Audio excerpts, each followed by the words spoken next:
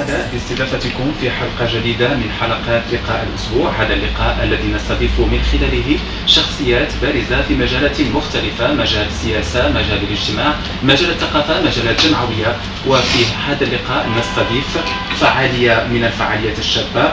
يعنى الأمر بالسيد محمد سعيد، مدير فروع الشبكة العربية للأبحاث والنشر. السيد محمد سعيد، مرحبا بك في لقاء الأسبوع. مرحبا. أستاذ، ماذا بنا لا عرفتينا في البداية عن ولو في سطور عن مركز الأبحاث العربية للنشر اللي كتعملوا انتم يا مدير للفروع تاعو؟ مبدئيا نرحب بكم في مكتبة الشبكة العربية بالدار البيضاء. نحن الآن في مقر مكتبة هي في الأساس دار نشر تأسست في لبنان في بيروت عام 2008. تأسست كدار نشر معنية بنشر الأبحاث والدراسات، وهي من اسمها هنلاقي الشبكة. المقصود هنا بالشبكة هي يعني نية الشبكة أن تتواجد في أكثر من بلد عربي لتكون لاحقا شبكة من المكتبات التي تشكل نواة ل يعني شركة توزيع للكتاب العربي لتحل واحدة من أهم المشاكل التي تقابل الكتاب العربي في آليات توزيعه عبر البلاد العربية. والعربية لأنها معنية بالبلاد العربية كلها، والأبحاث والنشر مرتبطة بالعمل على نشر الأبحاث التي يتم تقديمها في الجامعات العربية وتحويلها إلى كتاب يمكن للقارئ العادي الغير متخصص الاستفادة منه.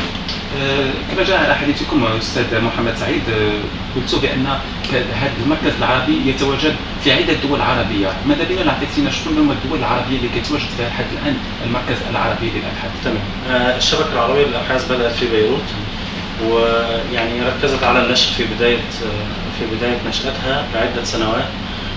ثم في عام 2011 بدأ التفكير في إنشاء هذه الشبكة، وكانت البداية في القاهرة على اعتبار أنه واحد من أهم الأسواق في الكتاب بطبيعة عدد السكان الموجود فيه. وكانت الخطوة التالية كانت المغرب، لأن المغرب مؤخرا وخاصة في الأعوام الأخيرة كانت مقصدا لكثير من دور النشر العربية للتعامل مع مؤلفينها، حيث الحركة الفكرية في المغرب في الفترة الأخيرة كانت بارزة ومتميزة وتطرح أطروحات فكرية جديدة على العالم العربي. نعم. أهم ما يميز العصر الذي نعيش فيه حاليا هو عزوف الأغلبية عن القراءة وعن الاطلاع على الكتب.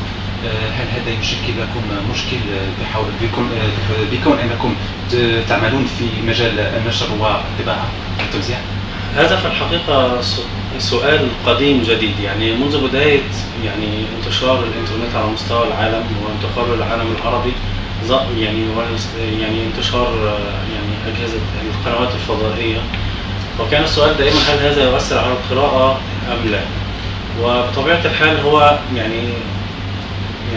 أثر تأثيرا سلبيا بدرجة ما نتيجة انشغال الناس بالمتابعة الفضائية، مما قلص الوقت المتاح للقراءة. الأمر الآخر ظهور بعض الأجهزة الإلكترونية التي يمكن من خلالها تحويل الكتاب المقروء المطبوع على ورق لكتاب إلكتروني. وهذه المسألة مرت بفترتين: فترة توقع فيها العالم أن يكتسح الكتاب الإلكتروني ويحل محل الكتاب المطبوع الورقي، وكان الاتجاه قويا على مستوى العالم العربي. وإذا اعتبرنا معرض فرانكفورت واحد من أهم المعارض التي تحمل مؤشرات مستقبلية لصناعة الكتاب، فكان هناك توجه تقريبا في العام 2009 و2010، وكنت هناك في هذا التوقيت للتوجه نحو الكتاب الإلكتروني. ثم حدث شكل من أشكال التراجع في هذا التوجه، وعاد الكتاب المطبوع مرة أخرى ليتصدر المشهد بشكل أو بآخر. وأتصور أن المسألة كانت أن الكتاب الإلكتروني لم يقدم جديدا، هو حول الكتاب الورقي بنفس الشكل ونفس المحتوى إلى كتاب إلكتروني يسهل قراءته عبر أجهزة يمكن حملها أثناء تنقلنا.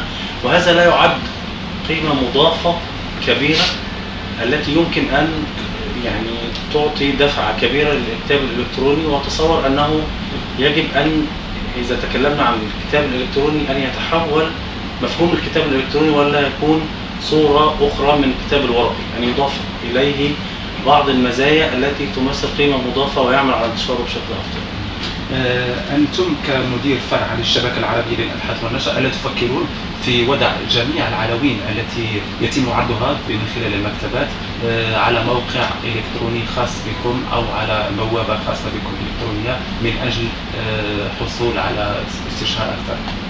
في الحقيقة نحن نتعاون مع شركات تقوم بهذا العمل، لأن في العالم العربي هناك عدة شركات معنية بتوزيع الكتاب الإلكتروني ولديها مواقع متخصصة في هذا الشأن، ونحن في هذا المجال يعني نتعاون مع شركات أخرى هذا هو تخصصها الرئيسي. فالكتاب بمجرد أن يخرج من عندنا الكتاب ورقي نعطي نسخة إلكترونية منه لهذه المواقع للعمل على توزيعها عن طريق عبر الإنترنت. ويعني في هذا الشأن يعني هذا يعطي ميزة في اتجاهين. أولا بعض البلاد لا نستطيع أن نوصل إليها الكتاب الورقي، وبالتالي يكون السبيل المتاح بالنسبة له هو الكتاب الإلكتروني. الأمر الثاني أنه يكون نسبيا في السعر أقل، لأنه لا يتحمل يعني مصروفات كبيرة في النقل والطباعة، يعني يصل إلى العميل النهائي أو القارئ النهائي بسعر يقل تقريبا بين 30 أو 40% من قيمة الكتاب.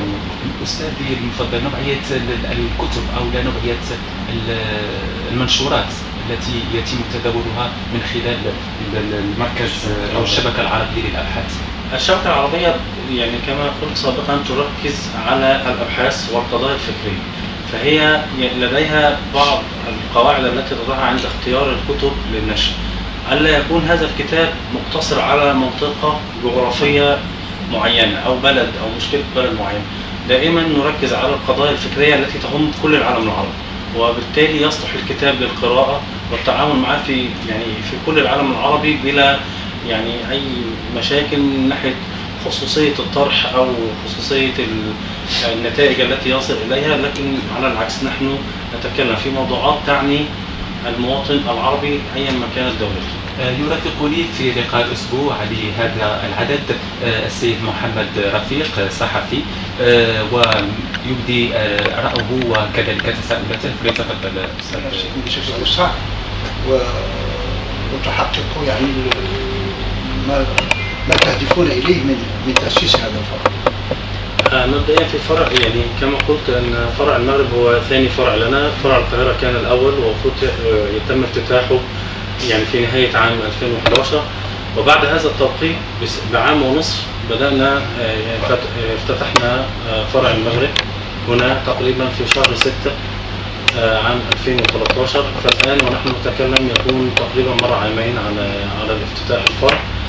نحن استهدفنا في البداية وجود فرع لنا بالمغرب ليكون يعني مكتبة تخدم القارئ تحتوي على الكتب من جميع الدول العربية.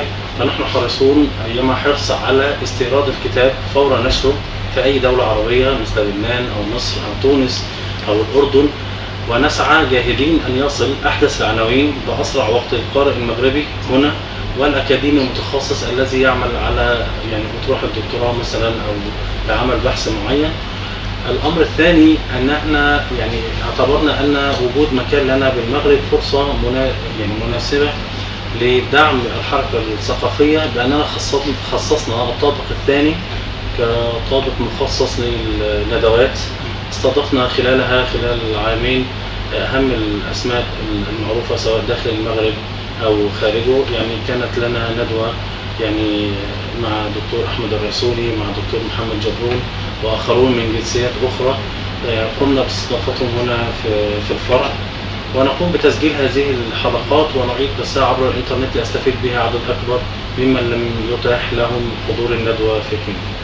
وهل تفكرون بتنظيم معارض مثلا في أقاليم وجهات مغربية أخرى معروفة بأنها فيها مقروئية يعني واسعة كمثلا كفاس أو مراكش والمناطق الجنوبية أكادير أو الجزائر وغيرها؟ نعم، نحن بعد الافتتاح بستة أشهر يعني بداية من عام 2014 بدأنا فورا في التحرك في هذا الاتجاه، لأن المغرب كبلد خلافا للقاهرة على سبيل المثال. يعني في مصر الوضع مركزي جدا فيما يخص الكتاب، فيعني تجد يعني أهم دور النشر وأهم المكتبات موجودة مركزيا في القاهرة يعني، والأقاليم تعاني من ندرة الكتاب فيه. في المغرب على العكس، يعني الانتشار السكاني في الكتب يعني في المغرب بالكامل موجود، وبالتالي لا يمكن لدار نشر أو مكتبة أن تركز بالعمل في الدار البيضاء مثلا، حيث يعني تكون مكتبتنا، ودون أن يعني تذهب إلى القارئ في المدن التي يعيش فيها. وبالتالي فورا بدأ التعاون بيننا وبين المكتبات الموجودة في هذه الأقاليم، وكانت المعارض الجهوية التي تقيمها وزارة الثقافة بوابة لنا في هذا الأمر. فنحن في خلال 2014 اشتركنا في 14 معرضا جهويا في كافة المدن المغربية بالتنسيق الكامل مع وزارة الثقافة، ويعني حاولنا من خلال هذه المشاركة الوصول للقارئ المغربي يعني حيثما كان، يعني مهما كان بعيدا عن المراكز الرئيسية. نلاحظ في العالم العربي أن القنوات التلفزيونية والإذاعات مقصرة شيئا ما في الترويج للكتاب وفي التعريف به، على عكس ما نراه مثلا في الغرب، على أن الكتاب يعني تنظم له أو توضع له برامج ممتازة جدا للتعريف بالكتاب وبالمؤلفين وبالعلم وبالمعرفة. ما رأيك في المفارقة هذه؟ هو يعني البرامج التلفزيونية وعدم الاهتمام بالكتاب والتعريف له هو جزء من مشكلة متعلقة بالقراءة في الوطن العربي بالكامل. فالمقروءية في الوطن العربي يعني وفق الإحصائيات متدنية نسبيا إذا قارناها يعني بالأرقام التي يعني نسمعها عن الغرب، وعدد الكتب التي يتم قراءتها للفرد الواحد في بلاد يعني في البلاد الغربية عموما. الأمر الثاني، هناك معيار آخر نقيس به هذا الأمر، هو عدد الكتب نسبة لعدد السكان. يعني دور النشر الغربية بالكامل تصدر في العام يعني كم كتاب مقارنة بعدد السكان في هذه المناطق. سنجد أيضا تدني في النسب، في هذه النسب مقارنة بالعالم الغربي. واستطرادا على هذا يعني في الإعلام، يعني ربما الإعلام يكون وسيلة لتوجيه الناس المشاهدين المتابعين لهذه البرامج لأهمية الكتاب وبعض الكتب المهمة التي صدرت، لأننا مهما حاولنا عبر وسائل التواصل الاجتماعي مثلا أو عبر المواقع الإلكترونية، التعريف بالكتاب يظل مقصورا على الأشخاص الذين يجيدون التعامل مع التكنولوجيا الحديثة أو الدخول على مثل هذه المواقع. لكن بوجود مثل هذا الإشهار عبر قنوات واسعة الانتشار يشاهدها الملايين سيحرك بشكل كبير يعني حركة القراءة والاهتمام. ما هو حجم المساهمة لمركز أو شبكة العربي للأبحاث والنشر في المعرض الدولي للدار البيضاء الذي يقام خاص بالكتاب؟ في الحقيقة مشاركتنا في معرض الدار البيضاء مشاركة قديمة. في بداية الدار كانت عدد العناوين والإصدارات التي صدرت لا تسمح لنا بالمشاركة بشكل مباشر، فكنا نشترك من خلال دور نشر أخرى. لكن بداية من العام 2011 نشارك مشاركة مباشرة عن طريقنا مباشرة في معرض الدار البيضاء. الأمر الثاني، يعني مثلا في هذا العام في 2015 كان هناك اقتراح بعمل معرض في الرباط يكون معرض دولي، شاركنا فيه أيضا. فنحن حريصين على المشاركة في المعرض الدولي. يعني في عام 2015 أضفنا ميزة أخرى بأننا اشتركنا كدار نشر مغربية وأخذنا مساحة كبيرة، وضممنا معنا ليس فقط الكتب الخاصة بالشبكة العربية للأبحاث، بل أهم دور النشر التي نحرص على تعريف القارئ المغربي بها، حيث أن إصداراتها تقريبا في نفس الخط الفكري الذي تنشر فيه الشبكة العربية للأبحاث. وبالتالي يعني نحن بصدد توسيع مشاركتنا في معرض الدار البيضاء وضم دور نشر مهمة والتعريف بها في السوق المغربية. نسبة المبيعات خلال الفترة المنظمة لهذا المعرض؟ نسبة المبيعات بتكون يعني مرضية، ليس لدي أرقام محددة حاليا لكنها في تصاعد. يعني نحن نعتبر أن عام 2015 مقارنة ب 2010 والأعوام التالية له كانت مرضية بالنسبة لنا بشكل جيد جدا يعني، ونتوقع المزيد إن شاء الله يعني بعد التعريف الكافي لنا في السوق ويعني إدراك القارئ المغربي بخصوصية الشبكة وإصداراتها والتوكيلات، لأنها جزء من يعني كما يعني تحدثت قبلا عن مسألة التوزيع. نحن نحاول أن يعني نردم الفجوة بين وصول يعني إصدار الكتاب في بعض العواصم البعيدة عن المغرب ووصوله للقارئ المغربي في أقصر وقت ممكن، وبالتالي نحن وكلاء وموزعون لمعظم دور النشر المهمة في العالم. نعم. بالنسبة لكم الشبكة العربية للأبحاث والنشر، ما هو دوركم في مساهمة الشباب ومساعدة الكتاب الشباب من أجل البروز ومن أجل الظهور أكثر في مجالهم الخاص، يعني سواء كان شعر، أدب أو قصة قصيرة أو كتب؟ فيما يخص الشباب نحن يعني نتكلم على الشباب الكتاب وأيضا القراء. يعني نحن في الشبكة العربية للأبحاث لدينا اهتمام خاص بمسألة الشباب وتوعيتهم، ولهذا نحن لدينا خط في الإصدارات نسميه كتب المداخل. فنحن أصدرنا منذ بداياتنا مجموعة كبيرة من الكتب، يعني بدايتها مدخل طالب العلم في العلوم الإنسانية مثلا، مدخل إلى أس الفلسفة، مدخل إلى السياسة، مدخل إلى علم الاجتماع. هذه الكتب تناسب شريحة الشباب في العشرينيات وبداية الثلاثينيات، يعني نعتبرها خطوة أولى في اتجاه يعني الأخذ بيدهم لبدء القراءة والاطلاع على مجموعة من العلوم التي ربما تكون معقدة نسبيا، وبالتالي نحن نبسط هذا العلم ونضع أساسياته حتى يمكن له قراءة يعني إذا أراد أن يتخصص فيه أن يقرأ كتب أكثر عمقا دون أن يواجه مشكلة في المفاهيم الأساسية. وفيما يخص الكتاب هذا توجه بدأناه في 2015. نحن قديما يعني من قبل كنا ننشر يعني كما قلت لك أطروحات فكرية عامة، لكننا بداية من هذا العام بدأنا في توجه مختلف، أننا مثلا حيث أنه صار لدينا فرع في القاهرة وفرع في الدار البيضاء نبدأ حركة نشر محلية. يعني نحن نتبنى بعض الأطروحات التي يطرحها مواطنون من هذه الدول ونعيد نشرها حتى نحقق يعني توسع لهؤلاء الكتاب وتعريفا بهم بشكل أفضل من خلال شبكة توزيع. نعم أستاذ، كحلول اللي كتقترحوها من أجل إنقاذ ما يمكن إنقاذه بخصوص الكتاب من ظاهرة الترف والموت البطيء الذي بات يعرفه الموجود؟ يعني هذا الأمر يعني أتصور أنه الشركات ودور النشر عليها دور ومؤسسات الدولة عليها دور آخر.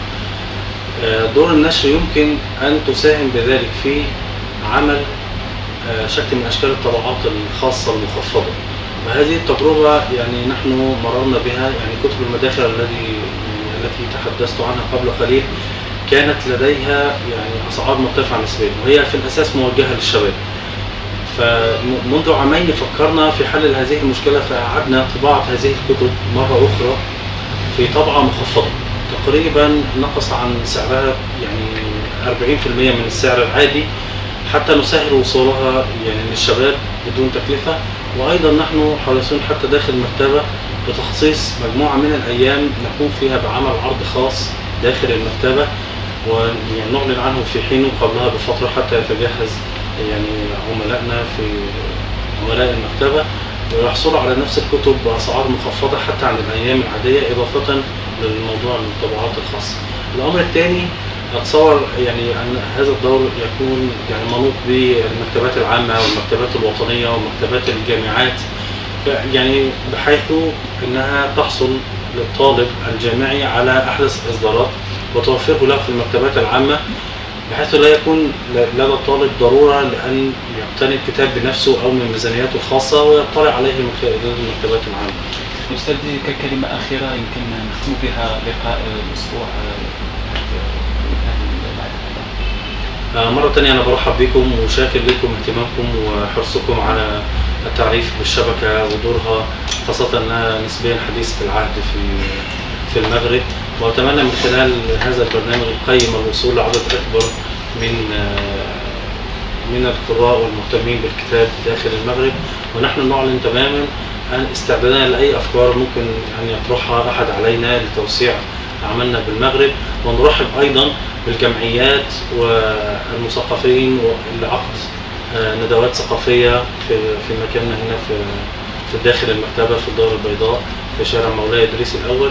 نرحب بهم جميعا ونوفر لهم كافة الإمكانيات والتسهيلات لعقد مثل هذه الاجتماعات واللقاءات الفكرية. احنا دورنا كنشكركم على هذا اللقاء هذا، وكنتمنى لكم التوفيق في هذا المشروع اللي فتحتوه مؤخرا بالدار البيضاء بالمملكه المغربيه، وكنتمنى لكم مسيره موفقه، والى حين ان نلتقي بكم في فرصه قادمه ان شاء الله. نستودعكم في رعايه الله، والى لقاء الاسبوع القادم حلقه مقبله باذن الله.